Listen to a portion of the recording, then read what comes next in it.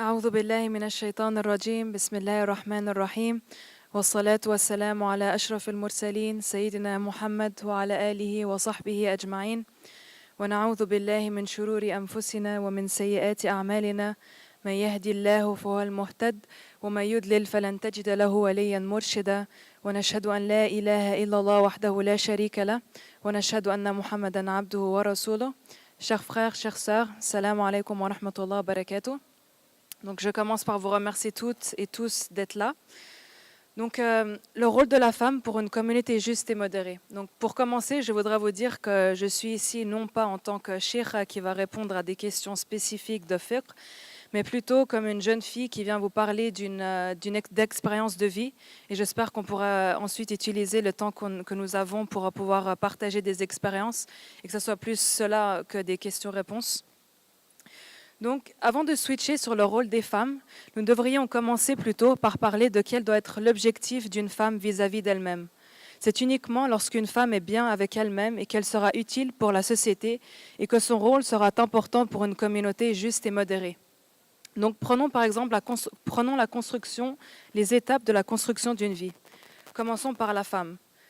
Plusieurs choses sont très importantes dans la construction de la vie d'une femme, qui sont d'ailleurs les mêmes chez les hommes que chez les femmes, mais sur lesquelles il faut beaucoup plus accentuer chez une femme.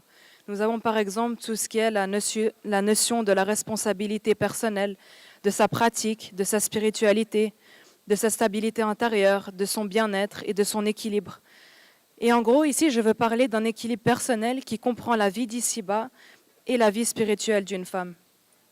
Il y a aussi plusieurs points sur lesquels il faut insister, où il faut faire plus attention chez une femme que chez un homme. Nous avons par exemple tout ce qui est par rapport aux émotions, tout ce qui est par rapport aux sentiments. Il y a une différence et c'est beaucoup plus accentué chez une femme. Beaucoup d'études montrent aussi que la communication chez une femme est très importante. Une communauté ou une famille qui ne donne pas l'opportunité à une femme de pouvoir communiquer, c'est vrai qu'une femme ne trouvera pas forcément son bien-être si elle n'arrive pas à trouver cet équilibre-là. Il faut aussi, de ce point de vue, que la femme connaisse et respecte les règles islamiques et qu'elle ait connaissance de ce qu'elle a besoin pour son bien-être. Donc là encore, je parle d'un équilibre spirituel. Je parle de tout du côté spirituel, du côté affectif aussi. Et il est très important qu'une femme soit épanouie, qu'elle soit à l'aise dans sa connaissance religieuse et de connaître non seulement ses devoirs, mais aussi ses droits. Et surtout qu'elle connaisse ses droits afin d'avoir confiance dans toutes les démarches qu'elle va entreprendre. Il est vrai que sans cela, nous serons toujours bloqués en questionnant chaque critique qui nous tombe dessus. On a par exemple lorsqu'on va dans une mosquée, moi ça m'arrive souvent où chaque fois que je vais dans une mosquée, j'ai une critique, ou c'est parce que j'ai pas mis des chaussettes, ou parce que j'ai un pantalon. Donc il est vrai qu'en tant que femme, si on n'a pas les outils pour pouvoir répondre à cela, on se sentira toujours mal à l'aise et on aura toujours l'impression d'être une victime. Et on n'aura pas les arguments pour pouvoir défendre nos positions, de dire oui, mais ok, d'accord, peut-être de votre point de vue c'est comme ça, mais il y a différentes écoles qui pensent différemment. Donc on n'aura jamais cette sensation d'être à l'aise avec nous-mêmes et de pouvoir entreprendre des choses ou des actions si on n'a pas cette connaissance qui va nous donner cette force de pouvoir faire différemment. Donc une femme qui connaît ses droits, cela va la protéger et ne pas la mettre en situation de victime. Et c'est finalement le seul moyen d'agir, c'est connaître ses droits pour être à l'aise et en confiance face aux critiques. Il est très important d'avoir une prise de conscience, savoir qui l'on est, ce que l'on est savoir qui l'on est et ce que l'on est. Et ne jamais oublier que Dieu nous a donné un cœur et qu'il faut le préserver. Et pour cela, il faut une éducation intellectuelle comme spirituelle. Donc, en gros, il faut une prise en charge à plusieurs niveaux, spirituel, intellectuel, social. Et souvent, un côté où on parle rarement chez les femmes, ou pas souvent, c'est tout ce côté physique aussi. Il est très important pour être bien dans sa peau, d'être active, de faire du sport, de manger sainement, etc. Donc il faut vraiment un équilibre dans tous ces domaines-là. Ensuite, la femme mariée. Donc là, je parlerai du choix de l'époux. Donc c'est très important, le choix de l'époux. Combien de femmes se trouvent dans des situations où elles n'ont pas le soutien ou même la motivation de leur mari ? Chaque activité, chaque nouveau projet est source de conflits et finalement démotive la femme d'entreprendre quoi que ce soit. Il est donc très important d'avoir un mari attentif et motivant. Il faut aussi savoir, lorsqu'on va se marier, lorsqu'on est à la recherche d'un époux, de connaître ses droits, de savoir par exemple ce que l'islam dit par rapport à la polygamie, de ce que l'islam dit par rapport à la violence conjugale, et ne pas avoir des sujets tabous, parler de tout cela avant le mariage pour ne pas finalement se retrouver avec des mauvaises surprises si on n'a pas couvert tous ces sujets-là, et ne jamais penser qu'il y a certains sujets qui n'ont pas forcément besoin d'être discutés avant le mariage. Une femme qui, par exemple, veut continuer ses études ou veut travailler après le mariage, il faut que tout ça soit clair bien avant que de prendre la décision de se marier. Ce que je voudrais aussi rajouter, c'est que dans la formation d'un couple, ce qui est important, c'est de savoir pourquoi on est deux. Est-ce qu'on est là uniquement pour l'autre ou est-ce qu'on est ensemble pour Dieu? Il est très important de savoir quels sont nos objectifs et comment nous voulons y parvenir ensemble. Et c'est pareil quand on en vient aux enfants. On a le verset qui dit « Al-mal wal banoun zinatul hayati dunya » les biens, l'argent, et les enfants sont les parures de la vie d'ici-bas. Donc, comme les enfants aussi sont l'embellissement de cette vie. Donc, il faut vraiment savoir notre objectif. Si l'objectif n'est pas clair, ce qui est moyen va finalement devenir une fin. Il faut faire attention dans les deux cas que notre mari, comme notre femme, que nos enfants, comme notre argent, ne soient jamais des finalités, mais des moyens. Et ce sont des moyens de notre épanouissement et non des finalités de notre vie. Et bien sûr, il est très important qu'une femme mariée soit équilibrée, soit bien dans sa peau, car ça a un très grand impact dans la vie d'une couple. En anglais, on dit « happy wife, happy life », et je pense que c'est très vrai. Si on a une femme qui est épanouie, qui est heureuse dans son couple, c'est vrai qu'il y aura un impact dans toute la relation avec son mari. Ensuite, la maman. Donc, même avec un job plein temps, il ne faut pas oublier que nous serons jugés par Dieu et qu'il nous demande d'être responsables de notre personne. Il faut que nous développions une conscience de notre spiritualité et les femmes ont tendance à négliger cela. Surtout lorsqu'on devient maman, on a tendance à se négliger plus, à négliger notre relation avec Dieu.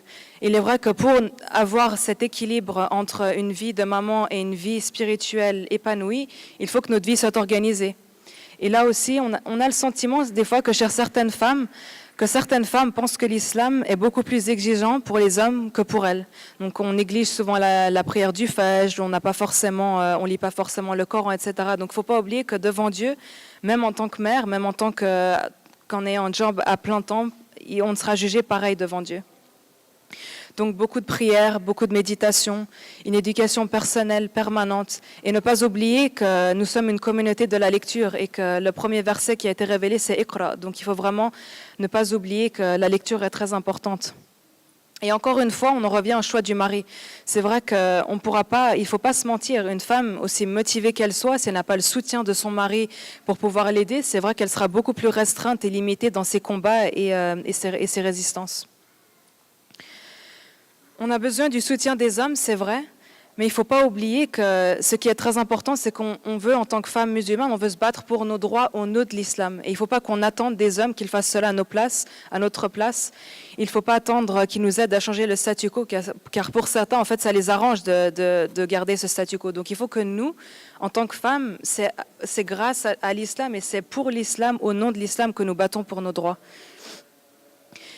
Et une femme ne peut pas jouer un rôle efficace pour la société si ce premier élément n'est pas exploré. Donc, c'est-à-dire qu'il faut qu'une femme sache ses objectifs vis-à-vis d'elle-même et qu'elle s'y tienne. Il faut s'assumer en tant que femme et porter son identité féminine. Et il n'y a rien en islam, par exemple, qui empêche la femme d'être féminine. Il y a un hadith qui dit « Inna Allah jamil yuhibbul jamal » Dieu est beau et il aime la beauté. Et il faut vraiment garder et préserver ce côté féminin, cette question de la beauté. Et en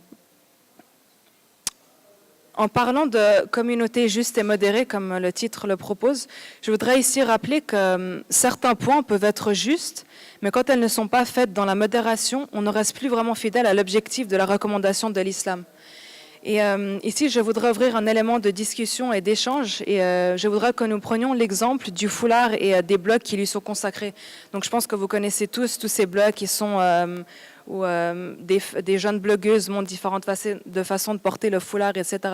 Donc c'est vrai qu'au début de la tendance, mais moi j'aimais beaucoup regarder ces blogs, je me disais voilà des nouvelles façons de pouvoir mettre son foulard, de s'habiller, de trouver des astuces ou des magasins qui nous donnent des alternatives sur la façon de s'habiller, etc. Mais il est vrai que petit à petit, je me suis rendu compte que ces blogs glissaient doucement vers quelque chose de moins en moins islamique. On a beaucoup de maquillage, le type d'habillement n'est pas forcément islamique, le genre de vidéos et les photos postées, on a des selfies un peu dans tous les sens. Donc on ne sait plus finalement qu'est-ce qu'on regarde ou quel est le but de ces vidéos. Est-ce que c'est mettre l'accent sur la fille elle-même, sur la façon dont elle s'habille, sur les photos? Quel est finalement le but? Et finalement, quel est le concept de la pudeur? Est-ce que la façon dont ces filles s'habillent est islamique ou est-ce que c'est juste islamiser certains types d'habillement? On pense que juste couvrir, c'est suffisant.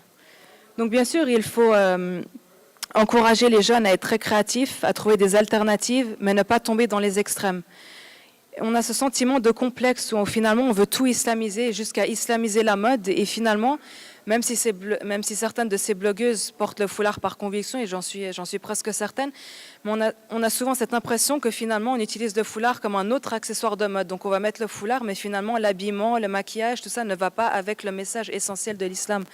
Et c'est là où nous, en tant que femmes musulmanes, nous devons être différentes, montrer que le message que nous voulons donner en portant le foulard, c'est un message de pudeur. Et ça n'empêche pas d'être bien habillée, d'être à la mode, d'être belle, en ayant ce concept de la pudeur. Donc ne pas oublier quel est finalement le message essentiel du foulard.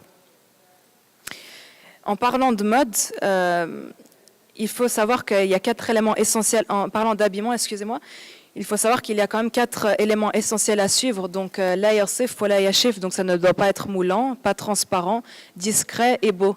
On a souvent tendance à parler du style vestimentaire des femmes, mais de nos jours, en voyant la mode des hommes, on commence à se poser aussi des questions. Donc, les skinny jeans ou les t-shirts moulants, finalement, on a les recommandations pour l'habillement chez les hommes, chez les femmes, est exactement les mêmes que chez les hommes.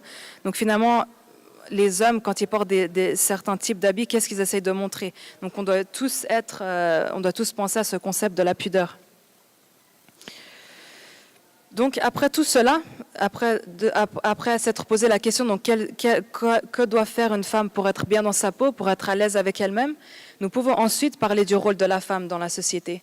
Donc bien sûr, il y a une notion d'égalité en termes de droits entre les hommes et les femmes. Mais une autre chose est aussi très importante. La femme n'est pas similaire à l'homme et elle doit être une contribution dans ce qu'elle apporte dans la société. Par exemple, tout ce qui est l'éducation. Il est évident qu'il y a un rapport tout à fait singulier chez les femmes par rapport à l'éducation des enfants, l'éducation de la société. Tout ce qui est par rapport à la solidarité, à la compassion. On a l'exemple de Fatima Zahra, radiallahu anha, la fille du prophète, qui était très active avec les plus démunis de la société. Tout ce qui est la justice. On sait très bien que tous ces domaines-là, la femme a une approche très différente des hommes. Et c'est là où d'être une valeur ajoutée. Un autre sujet où on pourrait discuter ensemble, c'est une société, pour qu'elle donne cet équilibre aux femmes, il faut aussi qu'elle puisse lui ouvrir les portes des mosquées. Donc je voudrais bien savoir aussi ce que vous pensez de ces nouvelles mosquées maintenant. Il y en a une qui vient d'ouvrir à Los Angeles où c'est des mosquées que pour femmes. Donc qu'en pensez-vous? Je pense qu'on pourrait en discuter de cela. Mais il faut se poser la question, pourquoi réduire une femme à ces champs-là seulement? Souvent, en tant que femme musulmane, lorsqu'on commence à penser à quel va être le projet, une carrière, etc., on est souvent catégorisé dans l'éducation. Donc, ah oui, tu es une femme, je suis sûre que tu vas être bien dans l'éducation, ça va être parfait pour ta vie de famille quand tu auras des enfants, les horaires, etc. Mais on a plein d'exemples qui montrent que les femmes peuvent être très actives et dans des domaines différents. Par exemple, Aïcha radiallahu anha, la femme du prophète, c'était une faqiha, elle connaissait très bien les sciences islamiques. Et on a besoin maintenant de femmes qui soient là avec une connaissance islamique qui peuvent être un apport à la société. On a aussi par exemple Khadija radiallahu anha qui était dans l'entrepreneuriat. On a aussi maintenant tout un nouveau domaine dans la politique, par exemple. J'étais la semaine passée en Turquie et c'était impressionnant de marcher dans les rues et de voir d'immenses posters avec des femmes voilées qui sont membres de parlement et qui travaillent et qui sont dans la politique. Donc tout ça, c'est très important de ne pas seulement catégoriser les femmes dans certains domaines, mais elles peuvent être utiles dans plein d'autres domaines aussi. Et une chose très importante dans le rôle de la femme pour une communauté juste et modérée, c'est qu'il ne faut pas oublier de prendre en compte le contexte dans lequel on vit. Il est vrai que dans certaines sociétés et situations, on va demander à la femme beaucoup plus de choses. En Occident, par exemple, il est évident qu'il faut qu'il y ait une parole féminine beaucoup plus importante. on utilise souvent la femme pour pouvoir parler négativement de l'islam. Et c'est vrai qu'une femme, si elle développe son propre discours, si elle prend de l'avant, si elle parle de comment elle se sent, comment elle vit son islam, c'est vrai qu'elle donnera tout un autre message qui sera très différent que si c'était un homme qui parlait à sa place. Et donc, je pense que c'est très important de prendre ça en compte. Et il faut aussi savoir que dans notre société maintenant, les femmes sont beaucoup plus formées que les hommes. Et ça, c'est aussi une raison pour laquelle les femmes devraient prendre l'avant de pouvoir parler et d'être à l'aise à parler. Par exemple, quand une femme, elle dit « Moi, le voile, je ne le porte pas par la contrainte de mon père ou de mon mari, mais il est l'exigence de ma foi, il est un acte de cœur, et je vous demande à tous de me considérer pour mon être et pas pour mon corps », c'est vrai que quand cela va sortir d'une femme, ce sera beaucoup plus puissant que si c'est un homme qui dit ça. Donc c'est vrai que nous avons un rôle à jouer, nous avons un discours à avoir. Et je pense que c'est très important de prendre en compte le contexte. Et dans le contexte dans lequel nous sommes, nous avons besoin de beaucoup plus de femmes qui prennent la parole et qui soient plus actives. Et je finirai en disant que je pense qu'il y a 2 adjectifs qui sont très importants pour une femme, c'est vraiment d'être sereine et courageuse. Je pense que nous ne devons pas oublier cela, sereine et courageuse.